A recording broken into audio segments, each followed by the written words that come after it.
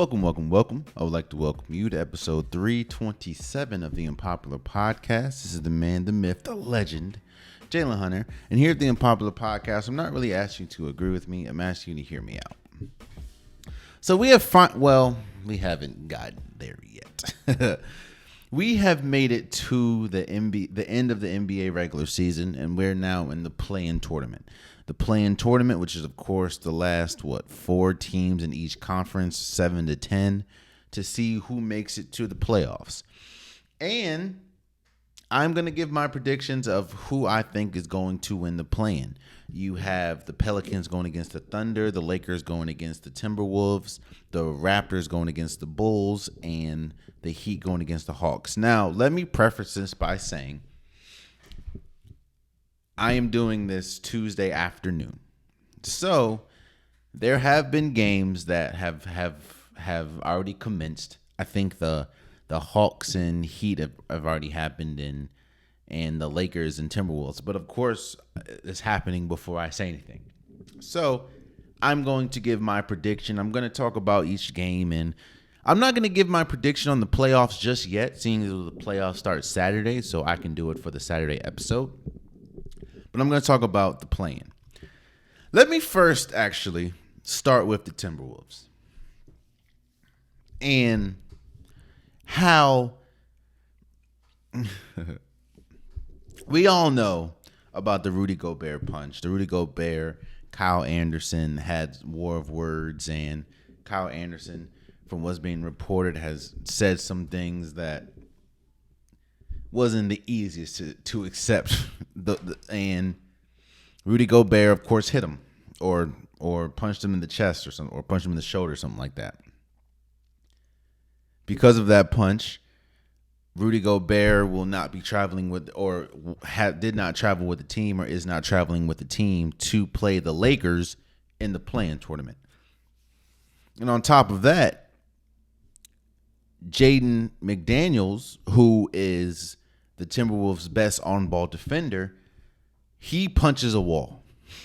He punches a wall and fractures his hand, likely out for the season. Won't be playing in the play-in. When I tell you everything that could, let me first address the punch.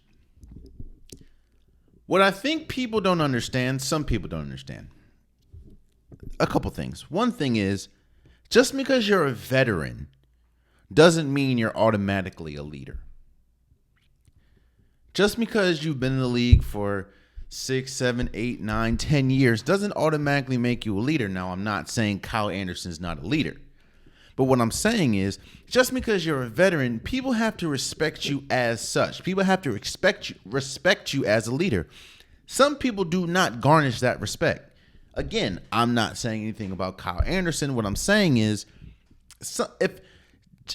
if you're not respected as a leader, or someone doesn't respect you as a leader, you can't talk to anybody any kind of way. And honestly, even if you are one thing about a leader, and I guess this goes into my next point. One thing about a leader is you have to know how to address people. Not everybody can be talked to the same way. For example, I played college basketball. I do not respond well to somebody yelling at me. I don't respond, and I'm not saying, well, let me say this. I understand that there is yelling that happens, and I get that. But when you're constantly yelling at me, when you're constantly berating me, when you're constantly calling me names or cursing me out, I don't respond well to that. I'm not saying I have to be babied and have to be coddled, but don't constantly yell at me. There's a way that you can get your point across, and and I understand that tempers can flare, but why are you always yelling? You know what I'm saying? I do not respond well to being cursed at all the time. I do not respond well to being yelled at. I know some people, however, like, rest in peace, my man Rod, who was one of the captains on the team, one of the best players on our team, he responded to getting yelled at. It just riled him up. Anytime coach would curse at him, anytime coach would yell at him, it just unlocked something in him. So, and I'm not saying that the way that coach or the way that anybody else spoke was wrong, but people respond differently. There are some people that you can yell at, and like I said, my man Rod, again, rest in peace. He did pass away, unfortunately, but my man Rod, you could yell at him and he'll just turn it on and play the best basketball in the world. You yell at me, I'm upset with you. Kyle Anderson has to understand, and people, and I think that's one thing that's one trait that's not really discussed a lot when we talk about being a leader. In order to be a leader, you have to understand how to connect with your team. And it seems like, at least in this instance, Kyle Anderson did not do the best job at communicating with Rudy Gobert in the way that he needed to be communicated with. And also, it was rumored, well, it wasn't rumored. We heard the video and we heard the audio, we saw the video. The word that Kyle Anderson used to describe Rudy Gobert. You just don't do that, man. At least with men. I can't speak for women. But at least with men, when you call me the B word, when you call a man the B word, that's an instant. Excuse me? Like what? Like that is one of the biggest signs of disrespect. So it doesn't matter. Hell, you even saw that with Draymond Green and Kevin Durant. When you call a man the B word, that's it. You have to be prepared for whatever comes next. And honestly, I'm kind of like with Shannon Sharp. I'm surprised that Rudy Gobert didn't hit him in the face. Because again, that's especially, it doesn't matter who it comes from. That's just the ultimate sign of disrespect. And it also shows you, when you look at the Timberwolves, the fact of it's still a young team and they don't have many veterans that you can consider leaders. Like their best players are young. Anthony Edwards, Karl Anthony Towns, Jaden McDaniels. They're young. Now, again, you expected it to be Rudy Gobert, but Rudy Gobert hasn't shown the ability to be a leader. And I guess they're looking for leadership from Kyle Anderson, but I mean that's Kyle Anderson, you know. But with all that being said, I think the biggest blow to the Timberwolves is Jaden McDaniels being out. I'm just gonna say this. I believe that the Lakers are going to, now again, this happened yesterday, so technically I'm giving my prediction. Or this happened before I recorded, so I'm giving my prediction. I believe that the Lakers are going to beat Minnesota. Even at full strength, I think the Lakers would have beat Minnesota. I think that LeBron and Anthony Davis are playing at a level that we haven't seen them play together at the same time since probably the bubble and a little bit before the bubble, before COVID and everything. I just feel they're firing on all cylinders, and on top of that, D'Angelo Russell's playing well. Jared Vanderbilt's playing well. Rudy Hachimura's playing well. Everyone's playing well that needs to play well for the Lakers. And even if the Minnesota Timberwolves were fully healthy, I just don't think they would be able to dethrone the Lakers. Oh, not dethrone. Beat the Lakers right now. But let's talk about Jaden McDaniels for a second. Jaden McDaniels is one of the best on-ball defenders in all of basketball. And anytime he plays against a good player, anytime he plays against a top player like Steph Curry, like LeBron James, like Kevin Durant, any of the top players, they usually have a tough day with Jaden McDaniels. He's a very long player, pause. He's quick on his feet. He's a very good defender, one of the best on-ball defenders in basketball. So the fact that you're losing him, and even the last time that the Lakers played the Timberwolves, Jaden McDaniels was the primary defender for LeBron James. And LeBron James had a tough game, one of his worst games of the season. So I think that on top of the Rudy Gobert incident, on top of the Rudy Gobert incident, Jaden McDaniels being out was probably their biggest detriment. And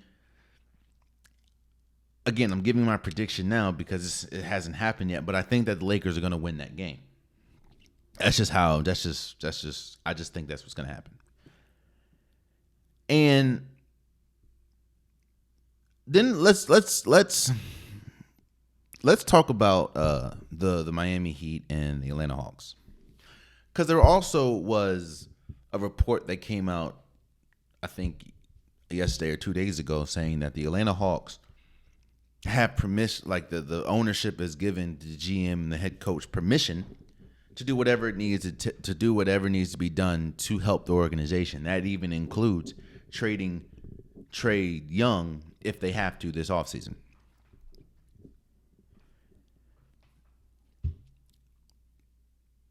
Basketball and sports in general is about results.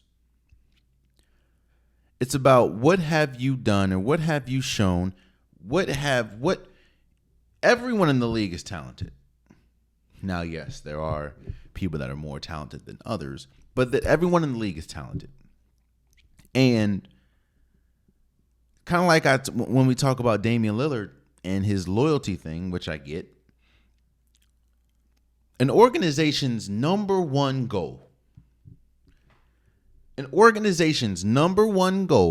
is to get better, is to improve year after year after year and put themselves in the best position to compete for a championship or be competitive in the lottery and the draft. The Atlanta Hawks, when you look at the Atlanta Hawks, they have not improved since that one year they went to the Eastern Conference Finals. And when you look, you've seen turmoil with, the old coach and Trae Young. I don't know how many years we've heard about John Collins wanting to be up out of there. It's just you're not seeing improvement from the Hawks. So because of that, and because of, like I said, every team's goal is to get better, and the Hawks feel like just a couple years ago they were in the Eastern Conference Finals. So they feel like they should be one of the teams that can be viable in the East to at least make it to an NBA Finals. If you look at the Hawks now, they're nowhere close to that. So, again, goes back to the Damian Lillard thing. If a team, if we're looking at that Damian Lillard being loyal thing, and if teams were loyal to players, then there should be no reason why Trae Young, a person that was drafted to the Hawks, there should be no reason why Trae Young would be in trade talks. But again, they're saying that Trae Young is even available. And I brought that up because I feel the Hawks are going to lose to the Heat. I think the Heat, Kyle Lowry being back, the Heat have struggled all year with playmaking and they've struggled all year with scoring. When your best player is Jimmy Butler, and don't get me wrong, Jimmy Butler is a very good player, but he's not a scorer. He's not a person that can give you 30, 40 a night. He could give it to you on a random night, but he's not a person that can consistently give you 30, 40, or a threat to give you 30 or 40 every night. And you have Bam Adebayo, who's not really a scorer. He's more of a defender. He's more of a rim protector. The Heat have struggled all year with scoring. Wow, that's why Tyler Hero has been so important. That's why Caleb Martin has been so important. They have needed scoring from everywhere. And Kyle Lowry has kind of been in and out the lineup with injury. Now that he's back, I just think the Atlanta Hawks have struggled all year, especially when we talk about defensively. And I just, with the Heat's ability to play defense and the Heat's ability to really control what Trae Young does, and when you can throw bigger bodies like a Jimmy Butler, like a Kyle Lowry, when you can throw them on a Trae Young, that kind of disrupts the momentum of the Atlanta Hawks. So I have the Heat winning this, and it goes into, if I have the Heat winning the play-in, and of course, I don't know. I don't think the Hawks. Well, the Hawks could, because then they can go.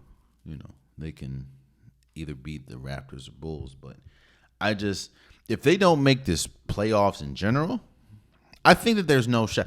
If they make if they win, right? if they beat the Atlanta Heat, if they beat the Miami Heat and go and play the Celtics, they're losing in 4. If they lose to the Heat and then win against the 9 and 10 matchup and have to play the Bucks, they're losing in 4. So doesn't matter. I just don't see the Hawks making noise. I can see the Heat maybe making noise. I don't think they're going to win a series. Like, I don't think they're going to beat the Celtics. I think it's going to be a more of a competitive because of the defensive and the rugged play and the rugged nature of the Miami Heat. I think they have a better shot of maybe upsetting a Celtics, even though I wouldn't pick them, or maybe upsetting a Bucks, even though I wouldn't pick it. But the Hawks, yeah, it's over with. I think they're going to lose to the Heat. So I have them playing against the winner of the 9-10 matchup. So, we'll see how that goes. That's on Friday, I think. So, actually, I don't have the Heat. Let's continue, man. Let's talk about the Raptors and Bulls. The Raptors have been on a roller coaster all year. When they're at their best, they're a really good team with Fred VanVleet, with Pascal Siakam. You have Gary Trent Jr. They are a really good team when they're at their best. Scotty Barnes. The problem is they have such a tough time scoring at times.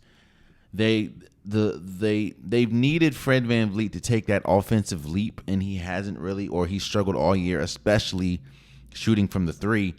Pascal Siakam's been good, but that's only one player, and he's kind of been inconsistent he's been on that inconsistent roller coaster what the whole team has been on.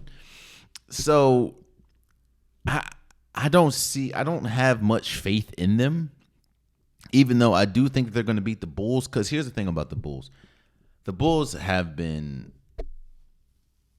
on an even wilder roller coaster than the Raptors. I mean, again, the Bulls, I talk about this all the time. The Bulls are in a position that you don't want to be in. They're in cap hell. Their best players don't really make them that much better when you talk about the pool of the NBA, and they banked on a lot of things that haven't happened. They banked on Lonzo Ball being there. They banked on Lonzo Ball with DeMar DeRozan and Zach LaVine and Vucevic. They were all going to blend in, as well as Alex Caruso. And if you really think about it, that team could have been good, but you start to see the problems when, Alex Caruso is pretty much your best defender. DeMar DeRozan, he's a ball dominant guard. Zach LaVine's a ball dominant guard. Vucevic is a ball dominant center. None of them play defense really. It's just tough. So I just think the Bulls are going to lose. The Bulls are under 5. They're the only team that's under 500 in the play-in. I just don't see them winning. So I have the Heat beating the Hawks. I have the Raptors beating the Bulls and I have, if you're talking about the Pelicans and the Timberwolves, Pelicans and the Thunder, I think the Pelicans they're a team that it's hard to. They're a good team, and I think that they're going to beat the Thunder. But I think it's going to be a good game because the Thunder have the best player. It should have been the Pelicans because, of course, with Zion Williamson. But the Thunder have the best player in that game, and that is, of course, Shai Gilgeous-Alexander. Oh, no. There's two teams. I apologize. The Bulls are under 500, 40 and 42. And so the Thunder, 40 and 42. So I apologize. Not just the Bulls in that camp. The Thunder, I feel like they have overachieved this year, especially when you look at how the year was supposed to go. You were supposed to have Chet Holmgren playing alongside Shai Gilgeous. You really didn't know what Jalen Williams was going to be. Now when you look, this has been one of the most pleasant surprises of the NBA. Now, yes, they are still under 500, but they're good enough to make the play-in. And I think while the Pelicans, they ended the season terribly, and I do think momentum is a thing. Like, you lose, they went on a mean losing streak at the end of the year, even though Brandon Ingram was playing good. Well, I'm not gonna say mean because they lost to they were on a good win streak. I think like maybe 5 or 6 games. Then they lost to Golden State. Then they won a couple more games. Then they lost to the Timberwolves. This team, the Pelicans, their success is predicated on health, and their success is predicated on having their best players. And while Brandon Ingram is really good, while CJ McCollum is really good, their best player is Zion Williamson. And when reports are coming back that he's nowhere close to returning, I think that they're good enough to win this game. Like, I think they're going to win. They're going to beat the Thunder. I just don't know if they have another 1-2, or if they have enough to beat the Lakers in the next round. So I have the Raptors going against the Hawks, and I have the Pelicans going against the Timberwolves. And, well, I say Lakers. I meant Timberwolves. And with Rudy Gobert probably will come back, Naz Reid not being there, and Jaden McDaniels not being there, I think that the Pelicans are going to win. So I think that the Raptors are going to. I think the Raptors are going to make it. No, yeah, the Raptors are going to make it, and they're going to end up playing the Bucks, and I think that the Heat are going to end up playing the Celtics in the play-in. And before I leave the play-in situation, and again, I'm going to give my predictions. I'm going to give my bold predictions. I'm going to talk about the playoffs on Saturday's episode, seeing as though the playoffs start on Saturday. So right now, we're just going to hold it to the play-in. So again, I have the Lakers coming out the play-in. I have the Pelicans coming out the play-in. I have the Raptors coming out, and I have the Heat. But a team that I want to talk about for a second, which they're not in the play-in, but they have to kind of be beating themselves up. I understand the understanding and the mantra of you play who you play and you're not scared of anybody. And I'm not saying that this has to be fear. But I have to talk about the Clippers for a second.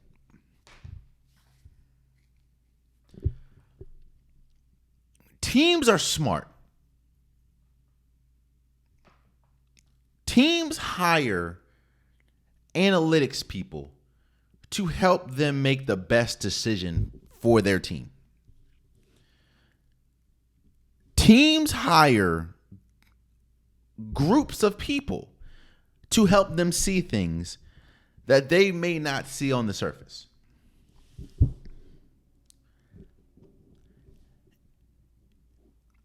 And I want to talk about history for a second, and then I'll get back to the present.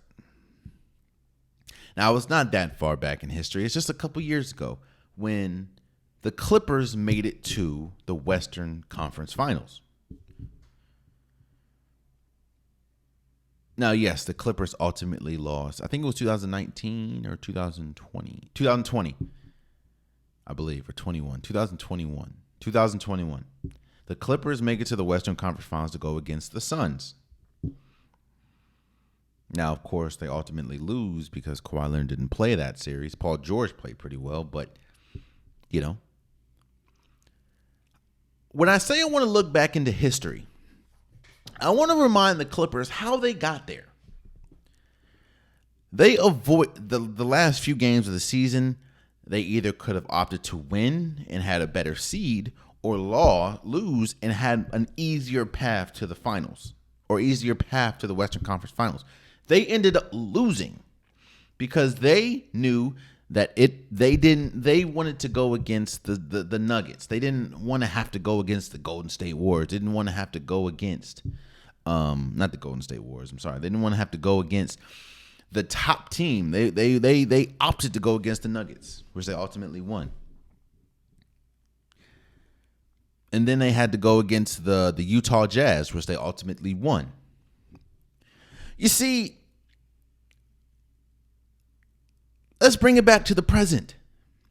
I'm not saying that you're ducking any smoke, but you have to be smart about what you're doing. There's a reason why a lot of people are saying that the Golden State Warriors are in the best position right now, because they ended up getting 6th instead of getting 5th. Because when you're in the 6th place spot, you have to go against the Kings. Again, might I add you, the Kings have not been to the playoffs since 2003, I think. So you're playing against the Kings, and then the next round you're either playing against the Lakers or the Grizzlies, whoever wins that. Meaning you do not have to go, the Golden State Warriors do not have to see either the Nuggets, either the Nuggets or the Suns until the East or Western Conference Finals, because they had to win out. The Clippers, all the Clippers had to do was lose. All they had to do was lose the last game, and they would be in the 6th spot, and the Golden State Warriors would be in the 5th spot. But for some reason, I don't know if it was pride or what, they decided to win. So now they have the absolute hardest road to get anywhere. I think, on top of all that, your second best player is out in Paul George. So now your second best player is out, going against a team that has not lost when they're fully constructed, and that is the Phoenix Suns with Kevin Durant, Chris Paul, and Devin Booker, and DeAndre Ayton. So now what you essentially did was, you're a team that's limping into the playoffs because you don't have your second best player, going against a team that, while they have little experience playing with each other, the experience that they do have, they have not lost. They're 8-0. So you prefer to go against, because you decide to win. Now, I'm not saying tank, but what I'm saying is you just did it, two years ago, which helped you get to the Western Conference Finals. So why not do it now? So now, think about this. So now you have to go against the number 4 team, which has arguably the best player in the conference in Kevin Durant. Then the next round, if you do win, which I do not think they will, if you do win, without Paul George, by the way, you have to go against the number 1 seed in the Nuggets. The number 1 seed in the Nuggets.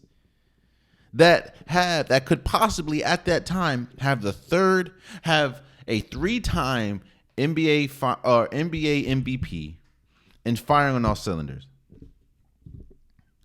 Or if you would have just lost the game, because at halftime you could have looked at the game and you said, let's see what Golden State's doing. And Golden State beat the Portland Trailblazers by 56 points.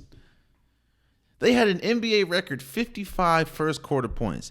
And you think to yourself, let's go out on top. No. Cause now, and again, I'm gonna do my NBA playoff preview and everything on Saturday.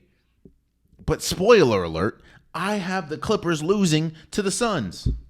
And a lot of that is because the Clippers aren't fully healthy. Yes, you have Kawhi Leonard. Yes, you have what's his name? Russell Westbrook. But you're gonna need a Paul George in this series. You don't have him. So it just doesn't make sense. You rather go against the Suns and the Nuggets compared to the Kings that play absolutely no defense and the Grizzlies that don't have Steven Adams.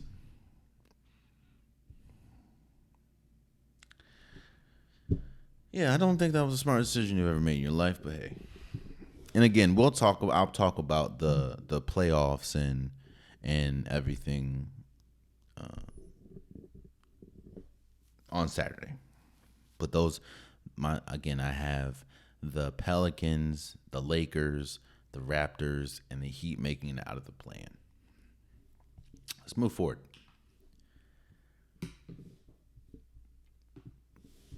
The Baltimore Ravens. How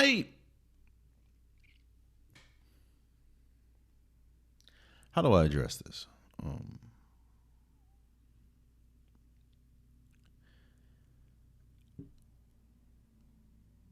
The Baltimore Ravens find themselves in a position that they found themselves a good number of times now. You know, I understand the Ravens. I understand the Ravens. Now, just because I understand the Ravens don't mean that what the Ravens are doing is correct, but I understand the Ravens. The Ravens are doing something that you see teams do a lot. But I'll just say it. What the Ravens are doing is the Ravens are banking on history. Now, yes, it is immediate history, but they're banking on history. And what is the Ravens' history?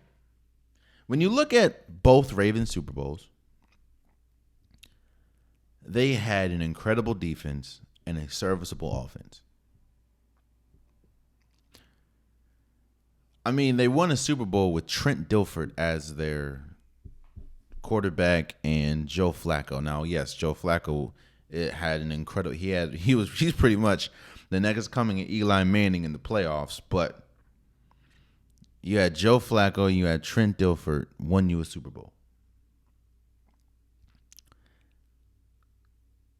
Because you had Hall of Fame worthy defense. I mean, you had Ray Lewis, you had Ed Reed, you had Terrell Suggs.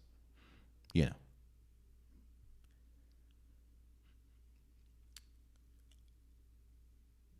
What the Ravens have also done, and this is more recent, is they have overpaid for wide receivers that are outside of their prime, or wide receivers that aren't really that serviceable.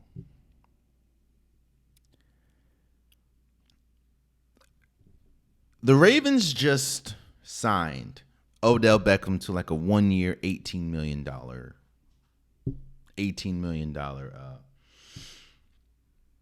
contract. I understand when you talk about the name. I mean, we know Odell Beckham Jr. We know him for the catch.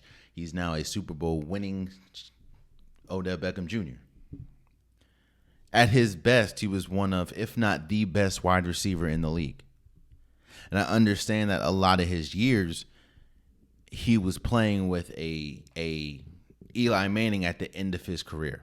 So we may not have seen the absolute best Odell Beckham Jr., but Odell Beckham Jr. at his height was still Odell Beckham Jr., and he was still one of the best wide receivers in the league.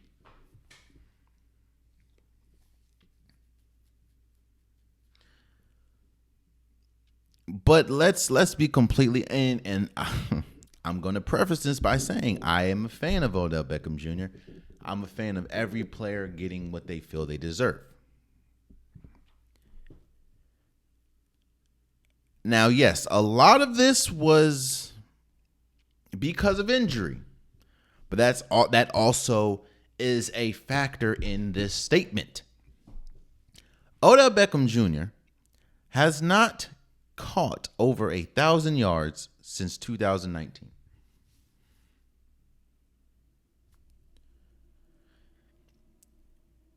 In fact,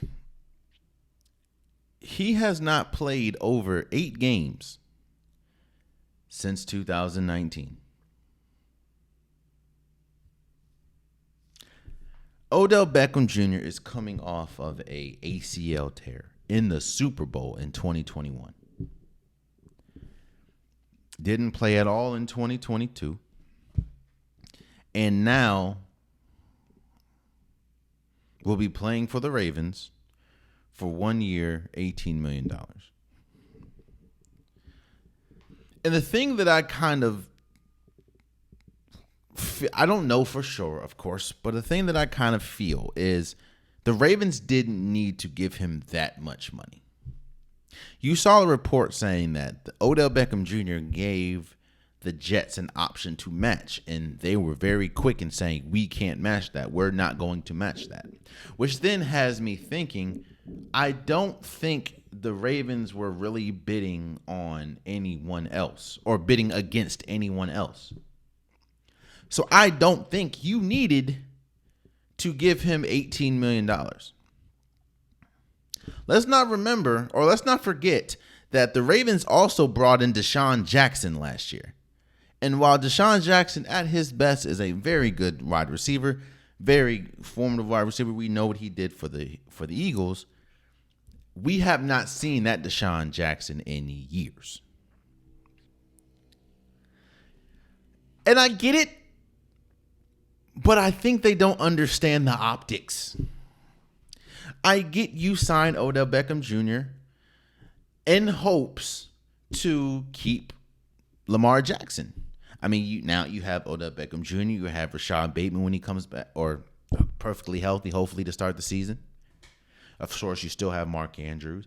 I get that. And the Ravens have heard all the talk that they have not been able to give Lamar Jackson a serviceable number one receiver. And at his height, Odell Beckham Jr. is certainly a number one receiver. The primitive word in that statement is at his height. Now, yes, he did look okay. He did look pretty serviceable for the Rams. He had 27 he played 8 games, 27 receptions, 305 yards, 5 touchdowns. And of course, he had a touchdown in the Super Bowl. But again, I feel like they overpaid for a wide receiver that's coming off of an ACL tear. Now, yes, I understand that it was a whole year. But we have not seen a perfectly healthy Odell Beckham Jr. since, 2018, when he played 16 games. And that's also the last time he had 1,000 yards. Now, I understand with the Cleveland Browns and Baker Mayfield isn't the best quarterback. I get that. But all we can go off is what we've seen. But this is another reason why and I'm not going to stay on this for long because I have people in my comments saying I'm a Lamar Jackson stan. That's not the case at all. I'm not even a Ravens fan. But this is why the optics, in my opinion, are so bad. I don't think the Ravens understand this that well. In this offseason, we have witnessed the Ravens overpay not one, but 2 players. Now, don't get me wrong. Roquan Smith is really good. Roquan Smith is a great addition. He's good, and I think that he's one of the best defensive players in the league. I get that. But I do also think that they overpaid for him. Now, I also understand that a player that good, you may have to overpay if you don't want to lose him. I get it. So I'm not here saying that they're wrong for overpaying for Roquan Smith. What I'm saying is Lamar Jackson has sat there and watched 2 players get overpaid. And you're over here complaining about what I'm asking for. Now, yes, I understand. Lamar Jackson is probably asking for a lot more money. Lamar Jackson is asking for more money than both Odell Beckham Jr. and Roquan Smith. I get that. But again, the optics don't look good at all. Where is this money coming from that you told me that you didn't have for me? But you have for Odell Beckham Jr. and for Roquan Smith. Now, don't get me wrong. I'm sure Lamar Jackson, if he does play, it will be happy to have Odell Beckham Jr., would be happy to have Roquan Smith on the defensive side of the ball. You still don't know what's going to happen with Marcus Peters. He may not return. You still don't know what's going to happen with Marlon Humphreys. He may not return. There's a bunch of players on the defense side of the ball that may or may not return. But one thing that I do know is it don't matter if you have the 2000 Hall of Fame worthy Ravens defense. If you don't have Lamar Jackson on this team, no. Tyler Huntley ain't doing it for you. And he's a cool player. So again, the optics are horrible, man. And I'm happy for Odell Beckham Jr. I think that it's a good get. I think if Odell Jr. can stay healthy and is healthy, he is a serviceable wide receiver. And I think that he may possibly still have the juice to be a number one receiver. All I'm saying is when you have an ACL tear, that is tough to come back from. And I hear people talking about Klay Thompson. They said, look at Klay. Klay came back. Klay had 2 devastating leg injuries. And Odell Beckham Jr. has had multiple leg injuries. I think he's tore his ACL multiple times, in my opinion. Actually, in my opinion, I believe he's tore his ACL multiple times. And they said, look at Klay. He's having the best season of his career, or one of the best seasons of his career. Yeah, offensively. But one thing that I know about ACLs, one thing I know about leg injuries, is it's going to take something from you. And while Klay, shouts out to Klay, he did just finish with he's the third player in NBA history to finish the season with a regular season with 300 three-pointers. He's joining Steph Curry and James Harden. And the Golden State Warriors became the first team, I believe, in NBA history to have 3 guards that averaged 20 plus points. However, when you look at Klay Thompson, while yes, offensively he's having one of the best seasons he's had in his career, defensively he is not the Klay Thompson of old. He's not the Klay Thompson where you can put him on your best wing player and he's locked up for the game. That's just not the case. While I love Klay Thompson, and Klay Thompson has been really good this year, he has lost something. And I say all that to say, Odell Beckham Jr. is going to lose something. I'm not saying he still can't be an incredible wide receiver. I'm not saying that he still can't be a number one receiver. What I'm saying is we're not going to see 2000. What's the last time? 2016. Actually, when did he have? 2015 Odell Beckham Jr. ain't coming back no time soon. That's almost 10 years ago. And the Ravens, again, I get the optics and I think it's good. I think that getting Odell Beckham Jr. was good. But you did overpay for him. I think keeping Roquan Smith was great. And I think it was important to get both Odell Beckham Jr. and Roquan Smith. But I think that you overpaid for both. And you have a quarterback that is watching that saying, you overpay for 2 players, but you can't find the money to give to me? Wild. That's just, I'm interested to see what this season is going to look like. I've come on record that I don't think that Lamar Jackson will play again for the Ravens if he does not have a contract. And what it's looking like is he ain't going to have one for a good minute. So I'm interested to see what's going to happen. Also, and moving forward, I also want to say shout out to all the women that got drafted in the WNBA Draft.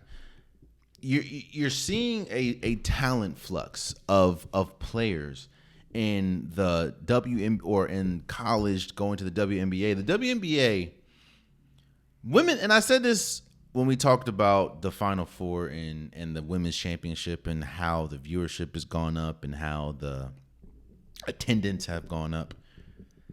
You're starting to see an influx and you're starting to see better players coming from college to the pros. Now, that's no disrespect to the pros that we already do have, and how we have some greats. Of course, Breonna Stewart's a great player. She's in the league. Asia Wilson, Kelsey Plum, Elena Deladon. I'm not talking about, some of the top tier players. But what I am saying is there are more players coming into the league that can find themselves being in that top tier class faster than maybe an Asia Wilson was, or maybe, Breonna Stewart and Asia Wilson were kind of good from Jump Street. But you know what I'm saying? Like, Aaliyah Boston going number one, she has the ability to be one of the best players in the WNBA from day one. Diamond Miller from day one. Maddie Siegrist from day one. Haley Jones going sixth to Stanford could be one of the best players. Zia Cook, you know what I'm saying? What I'm saying is you're starting to see the women's game is starting to improve. Actually, ain't no starting. The women's game has been improving for years now. And now when you look, again, Aaliyah Boston has the ability to be on the level that maybe an Asia Wilson is from day one. Maybe not offensively, but there's a reason why she was, a 3-time SEC Defensive Player of the Year? I think a 2-time SEC Player of the Year? National champion? Diamond Miller was one of the best women's Maryland products they've ever had. And she went second to Minnesota.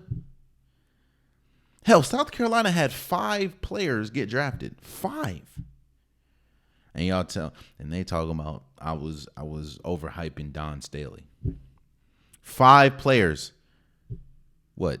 I'm not gonna say them all, but I know Aaliyah Boston, Bree Beal, Zia Cook. They had some players. Victoria Saxton. There was one more player because I'm actually gonna say all of them. Letitia, I'm here. I know I butchered your name. I apologize. The league is in good, and just think. Next year, Caitlin Clark will be going into the league. Possibly Paige Beckers. Angel Reese. Possibly AZ Fudd. You know what I mean? Like, the league, the game has been improving, and the skill level of the women have been improving year after year after year. Now, I'm not here disrespecting, the Diana Taurasi's. I'm not disrespecting the Sue Birds. Again, Breonna Stewart, Asia Wilson, Elena Deladon, the Simone Augusta. I'm not disrespecting them. I'm not trying to. What I'm saying is, collectively as a whole, the league has been improving year after year, and I just feel it's the product is getting better because of how good they've been. Again, the best player in college basketball, or the best player in women's college basketball, is still there. The Steph Curry of college basketball is still there, and she will be coming to the league more than likely next year. Angel Reese, the one that just won a national championship, is coming next year. So I'm excited, man. Shouts out to all the women that got drafted in the WNBA draft.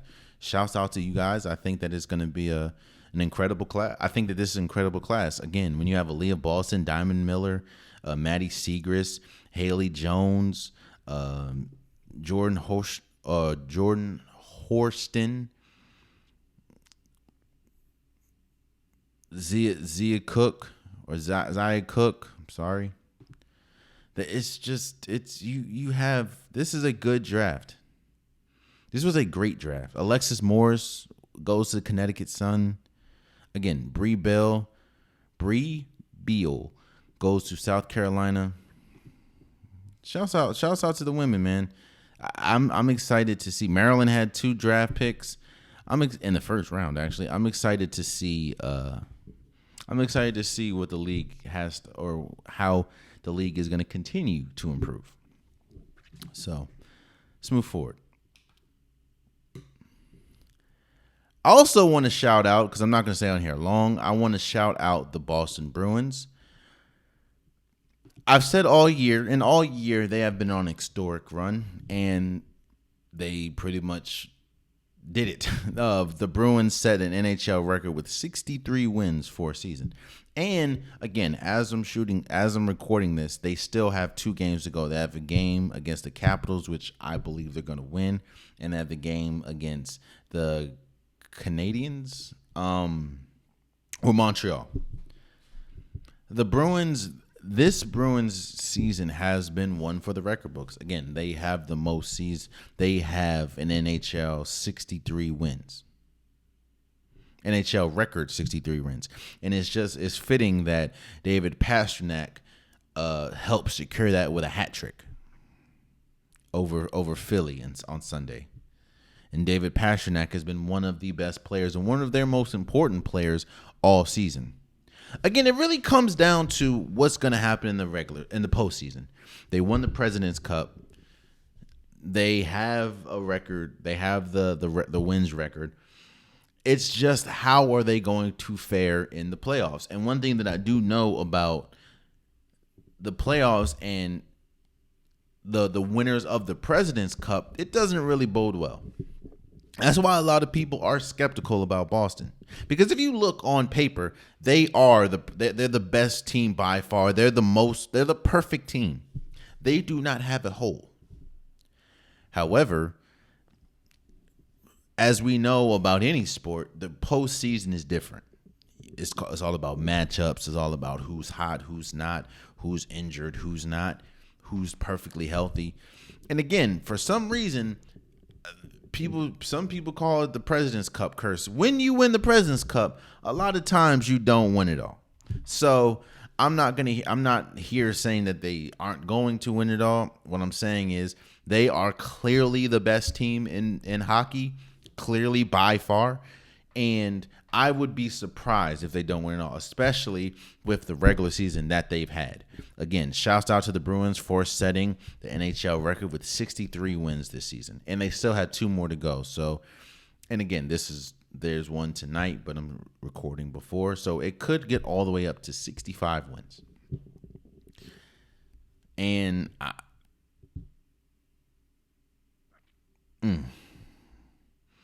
and David Pastrnak notched his 60th goal to win, or the same day that they made history. So shouts out to them, man.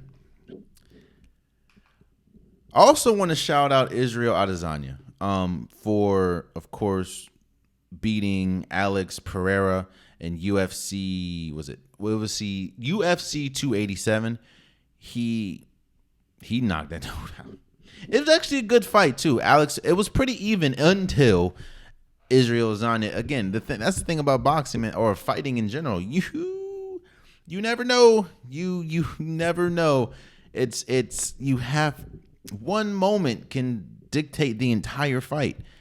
And again, shouts out to Israel Adesanya for knocking out Alex Pereira. I think that it was a really good match, and a lot of people are talking about Israel Adanya's taunting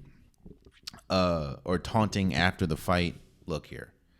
And I say this all the time. I've said this for a while now. If you do not want me to talk, if you don't want me to taunt, if you don't want me to say anything, don't let me win. I mean, don't let me win. I said that. I think that this really started back in 2015 with Cam Newton, when he would celebrate all the time after every touchdown, doing the Superman, doing the dance, giving the ball to a Panthers fan. And people were upset about his taunting and about his exuberance for scoring.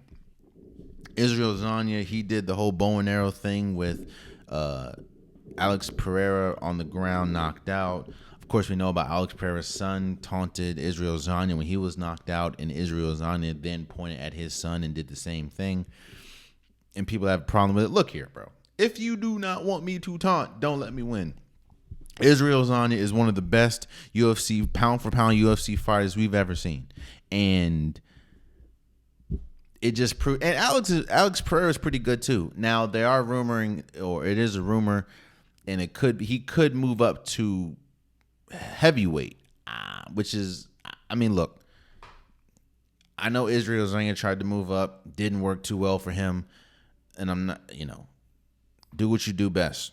I'm not here saying what you can and cannot do. What I'm saying is, just be careful. Alex Pereira, but Alex Pereira is a pretty good fighter, and Israel Adesanya just has continued to establish why he's one of the best. George Mazadov, he fought as well, and he lost, and then he retired.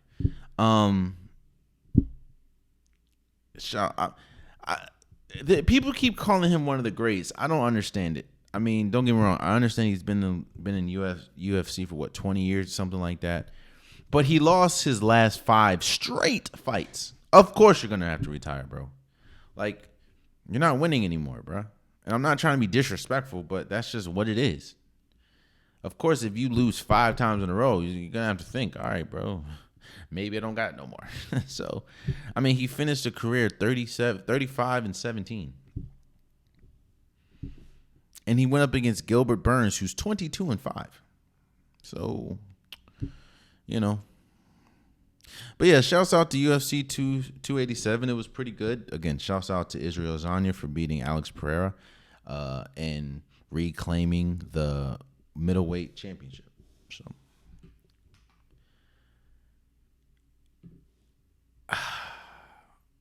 let's have a one-on-one, Demarcus Cousins.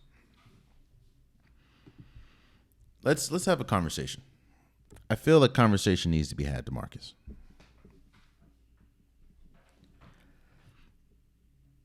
I'm not even going to talk about what you said on Kevin Garnett's podcast. I will talk about it for a little bit. Demarcus Cousins went on Kevin Garnett's podcast and was pretty much talking about the MVP race and why he has a tough time voting for Nikola Jokic, who he played with. He has a tough time voting for Nikola Jokic because if you put the title on Nikola Jokic as a 3 consecutive MVPs, you're pretty much calling him one of the greatest players of all time and arguably the greatest center of all time. And Demarcus Cousins just can't do that. I guess I get the logic, but just because you win 3 straight doesn't mean, nobody's considering, Nikola Jokic better than Kareem Abdul-Jabbar, better than Wilt Chamberlain. You know what I mean? Maybe nobody's really saying that. They're just saying that if he does win, it will be his 3rd straight, and he deserved 3 straight if he does win. But what I want to talk to Demarcus Cousins about is perception and how difficult it is to overcome perception, and how once somebody has a perception of you, it is very, very hard for you to change their perception about that person, or it's hard for you to change their perception about you.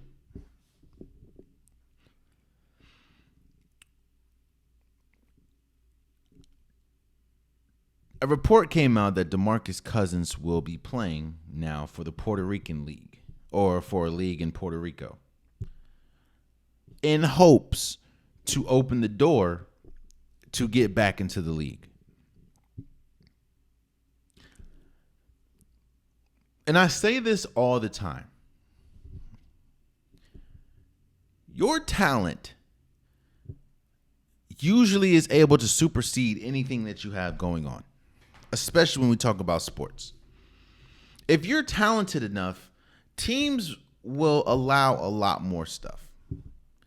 And again, I'm not saying Demarcus Cousins on the same level as far as off the field or off the court distraction, but I look at Antonio Brown. If you just look at what Antonio Brown did for the Steelers off the field, there was no way that he would have got a shot anywhere. There's no way he would have got a shot for the Bucks. No way he would have got a shot for the Raiders. No way he got a shot for the Patriots.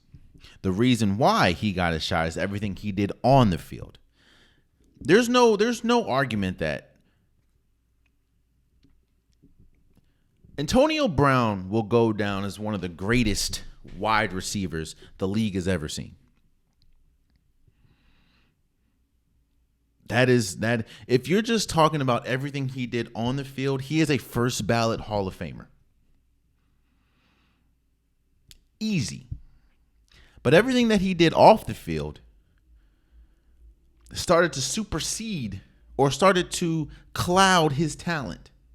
It didn't cloud it enough to not get an opportunity. It clouded to the point where once his game started to decline, it's over with. Nope, we're not dealing with you. And of course, we know about the famous walking off the field mid-game when he was with the Bucks against the Jets. I'm not saying that Demarcus Cousins is on the same level as Antonio Brown. Do not hear me say that. But what is the truth about Demarcus Cousins? Demarcus Cousins has had a tough time dealing or playing on a team. Not saying that he's had a tough time with, he's one of the league, every single time he plays, he's one of the league leaders in techs. And on top of that, he is a ball dominant center. He's not the best defensively. Actually, he's not really good at all defensively. He gets his bread and butter, and he's always had his bread and butter offensively. Do I think Demarcus Cousins is still good enough to play in the league? Yes. When I see Mason Plumlee still in the league, yes, I think Demarcus Cousins is still good enough to play in the league. Do I think that his perception is that he is a cancer in the locker room? He is a tough player to play with, yes. And that is why I think he's not in the league. Again, I started this by saying, once somebody has a perception of you, it is incredibly hard for you to change their mind. So Demarcus Cousins can be the greatest teammate ever, but no one's going to see that. What they're going to see is it failed when he was on the Kings. What they're going to see is it failed when you played for Golden State. What they're going to see is it failed when you played for the Rockets. What they're going to see is it failed when you played for Denver. It failed everywhere you've gone. Whether it was because of injury, whether it was because of they just waived you, whether it's because it just didn't work in the locker room, it has failed everywhere you go. And on top of that, you are still, at least offensively, one of the most talented centers in the league. Because again, you're telling me that Demarcus Cousins isn't better than Darius Gafford from the Wizards? You're telling me that Demarcus Cousins can't be better than Kevon Looney? And I like Kevon Looney. Kevon Looney is one of the most underrated players in the league. But the perception is you're not going to work. So maybe it is smart that you, Demarcus Cousins, are playing in the Puerto Rican League. And I hope that you are able to find a way back into the league. Because I do think that, I think he was 32 years old. I do think that you're still good enough to play in the league. But what you're not fighting, you're fighting a fight that has absolutely nothing to do with on the court. You're fighting a fight of perception. And I'm almost to a point where I'll say it doesn't matter what you do on the court. It matters how you are in the locker room. It matters, can you be you should be dominant in Puerto Rico. The only way you, Demarcus Cousins, will get back in the league is if people feel that you, whether or one way or another, can coexist on a team. And accept the fact that you're not the Demarcus Cousins that we saw on the Kings. And how are you going to be able to deal with that? Until you're able to change your perception, or until you're able to change people's perceptions, which, by the way, one thing that is not really talked about is there's sometimes you're not able to change people's perception. There's sometimes that people's perception of you will never change. That's why they say first impressions are always some of the most important things, because some people will never change their perception off the first impression. You can be the greatest person ever. If you mess up once or twice, some people are not going to change that. Demarcus Cousins has messed up multiple times. You do something to change their perception of you, you will be back in the league. And that's the thing. Again, I go back to Antonio Brown. It's not injuries affect people. And you're not the Demarcus Cousins from Sacramento. You've had a bunch of lower leg injuries. So the offensive firepower, and it kind of goes back to Cam Newton as well. The offensive firepower that you had, you don't have that much anymore. Especially to call yourself the third best center in the league. You're not in the league, brother. I'm sorry. I don't mean to be disrespectful. And I'm not trying to be. I'm just being honest. You're not in the league. So there's no way that you could be the third best center in the league.